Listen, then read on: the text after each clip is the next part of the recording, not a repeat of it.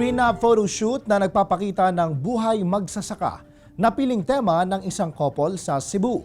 Kilalanin natin sila sa report ni Luan May Rondina ng GMA Regional TV Balitang Bisdak. Suot ang mga simpleng damit na ginagamit sa pagsasaka, #probinsya feels talaga ang mararamdaman ng mga makakakita sa prenup photoshoot ng engaged couple na ito mula sa bayan ng Dalaget sa lalawigan ng Cebu. Ayon sa Magsing Irog, napili nila ang farm theme bilang pasasalamat sa kani-kanilang mga magulang dahil napagtapos sila sa pag-aaral.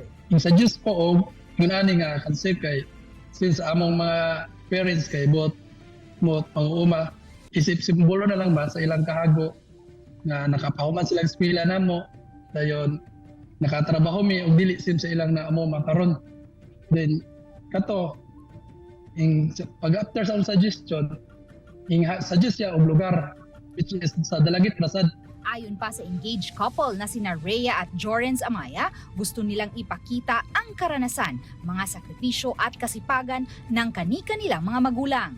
Sa kanilang photoshoot, ipinapakita din dito ang kahalagahan ng simple ngunit napakakulay na buhay ng mga indigenous people. Ang Dalagit ila sa vegetable basket of Cebu.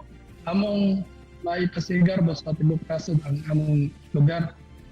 Alang usab sa pangila sa mag-uuma sa init o ulan, andam sila matrabaho aron makakaon. Nakatakdang ikasal ang dalawa sa December 17.